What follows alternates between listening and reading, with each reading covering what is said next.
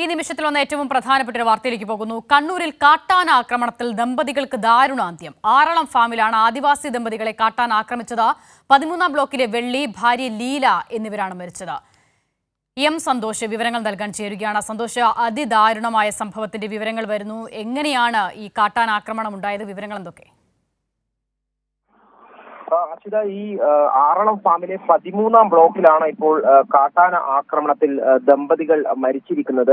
ഈ കശുവണ്ടി ശേഖരിക്കുന്നതിനിടെ കാട്ടാന ഇവരെ ആക്രമിക്കുകയും ചവിട്ടി കൊല്ലുകയുമായിരുന്നു. 13-ാം ബ്ലോക്കിലെ വെള്ളി, ഭാര്യ ലീല എന്നിവരാണ് കൊല്ലപ്പെട്ടത്.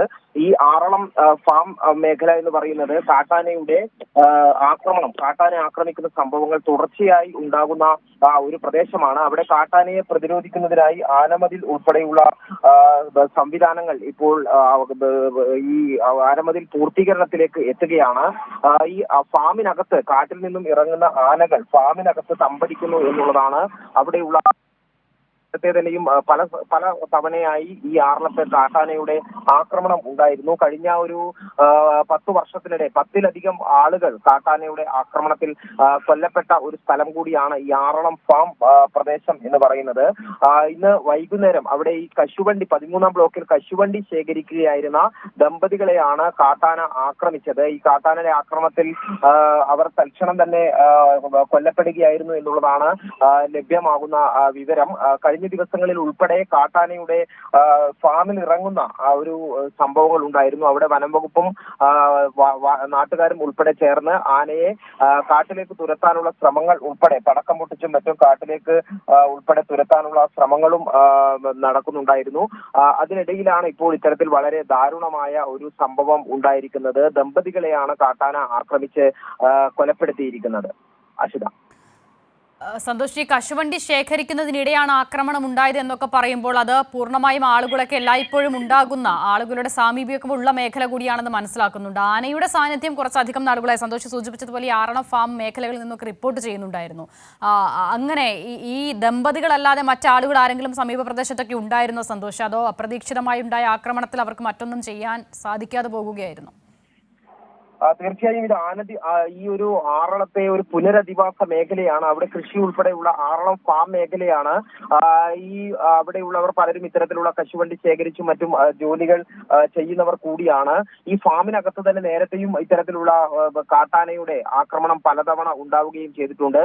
ഇവിടെയുള്ള പ്രദേശവാസികൾ പറയുന്നത് ഏതാണ്ട് 30ഓളം കാട്ടാനകൾ ഈ ആറളം ഫാമിന്റെ പല സ്ഥലങ്ങളിലായി കാട്ടിൽ നിന്നും ഇറങ്ങിയ കാട്ടാനകൾ ഉണ്ട്, തമ്പടിച്ച പ്രദേശങ്ങളാണ് ഇത് എന്നുള്ളത് തന്നെ.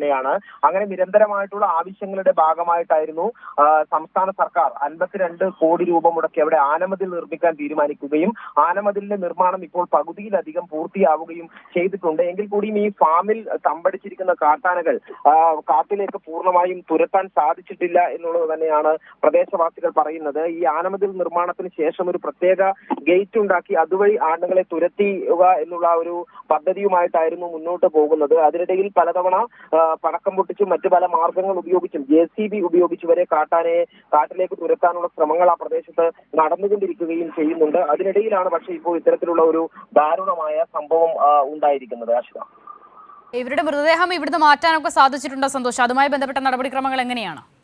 അതായത് അത് സംബന്ധിച്ച് ഇപ്പോൾ കൂടുതൽ വിശദാംശങ്ങൾ ലഭ്യമാകേണ്ടതുണ്ട്. കാരണം അവിടെ ആനയുടെ സാന്നിധ്യം ഇപ്പോഴും ഉണ്ട് എന്നുള്ളത് കൊണ്ട് കൂടുതൽ ആളുകൾക്ക് അങ്ങോട്ട് പോകാൻ കഴിയാത്തത് ഉൾപ്പെടെയുള്ള ഒരു വിഷയം നിലനിൽക്കുന്നുണ്ട് എന്നുള്ളതാണ് മനസ്സിലാക്കുന്നത്. വനംവകുപ്പ് ഉദ്യോഗസ്ഥർ ഉൾപ്പെടെ അവിടെ സ്ഥലത്തേക്ക് എത്തിച്ചേർന്നിട്ടുണ്ട്. ഏതായാലും അത് സംബന്ധിച്ചുള്ള കൂടുതൽ വിശദാംശങ്ങൾ ഇനി ലഭ്യമാകേണ്ടതുണ്ട്. അസിത, ഇപ്പോൾ സന്തോഷം പറഞ്ഞ തരത്തിൽ ഈ മേഖലകളിലൊക്കെ കഴിഞ്ഞ ദിവസങ്ങളിൽ കൂട്ടത്തോടെ കാട്ടാനയുടെ സാന്നിധ്യമൊക്കെ ഉണ്ടായിരുന്നു, ആനകളുടെ സാന്നിധ്യം സ്ഥിരീകരിക്കപ്പെട്ടിരുന്നു. ഇന്നും അങ്ങനെയൊരു സാധ്യതയാണോ സന്തോഷ സംശയിക്കുന്നത്? അതാണോ ആളുകൾക്ക് അങ്ങോട്ടേക്ക് എത്താനൊക്കെയുള്ള ആ നിലയിലുള്ള ബുദ്ധിമുട്ടുകൾ ഉണ്ടാകുന്നുണ്ടോ? തീർച്ചയായും അത് ഈ ഒരു പ്രദേശം എന്ന് പറയുന്നത് ആറളം ഫാം മേഖലയാണ്. വനത്തോട് ചേർന്ന് കിടക്കുന്ന പുനരധിവാസ മേഖലയാണ്. ഈ വനത്തിൽ നിന്നും ആറളം വന്യജീവി സങ്കേതത്തിൽ നിന്നുമാണ് പുനരധിവാസ മേഖലയിലേക്ക് ഈ കാട്ടാനകൾ ഇറങ്ങുന്നത്. അത്തരത്തിൽ കാട്ടാനകൾ ഇറങ്ങി ഇവിടെ തമ്പടിക്കുകയും അത് വലിയ രീതിയിലുള്ള കാട്ടാന വിഷയം നിലനിൽക്കുന്ന ഒരു പ്രദേശം കൂടിയാണ്. പല സ്ഥലങ്ങളിലായി, അതായത് ഈ ഫാം എന്ന് പറയുന്നത് ഏക്കർ കണക്കിന് വരുന്ന പ്രദേശമാണ്. അവിടെ പല സ്ഥലങ്ങളിലായുമാണ് ഈ കാട്ടാനകൾ കാട്ടാനകൾ തമ്പടിച്ചിരിക്കുന്നത്. പല ബ്ലോക്കുകളിലും കാട്ടാനകളുടെ സാന്നിധ്യം ഉണ്ടാവുകയും ചെയ്യുന്നുണ്ട്.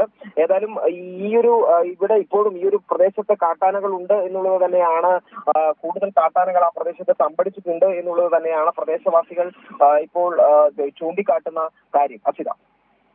ശരിയും സന്തോഷാണ് വിവരങ്ങൾ നൽകുന്നത്. സന്തോഷം തുടരുക. കണ്ണൂരിലാണ്. കണ്ണൂരിൽ ആറളം ഫാമിലാണ് ഈ കാട്ടാന ആക്രമണത്തിൽ ദമ്പതികൾക്ക് ദാരുണാന്ത്യം സംഭവിച്ചിരിക്കുന്നത്. ആറളം ഫാമിലെ ദമ്പതികളെ കാട്ടാന ആക്രമിക്കുകയായിരുന്നു.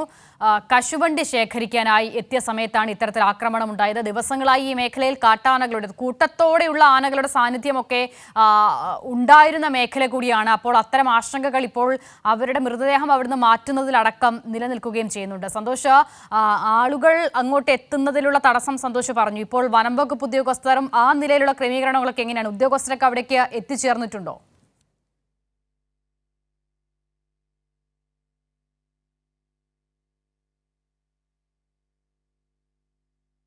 സന്തോഷ്, അതായത് വനം വകുപ്പ് ഉദ്യോഗസ്ഥരടക്കം ഇപ്പോൾ അവിടേക്ക് എത്തിച്ചേരുന്നതിൽ അതിൻ്റെ നടപടിക്രമങ്ങൾ എങ്ങനെയാണ് പുരോഗമിക്കുന്നത്? ഉദ്യോഗസ്ഥരൊക്കെ എത്തിച്ചേർന്നിട്ടുണ്ടോ അവിടെ? തീർച്ചയായും വനംവകുപ്പ് ഉദ്യോഗസ്ഥരും അതോടൊപ്പം തന്നെ ജനപ്രതിനിധികൾ ഉൾപ്പെടെയുള്ളവർ ഇപ്പോൾ പ്രദേശത്തേക്ക് എത്തിച്ചേർന്നിട്ടുണ്ട്. ഇത് ഫാമിന് അകത്തുള്ള പ്രദേശമാണ്.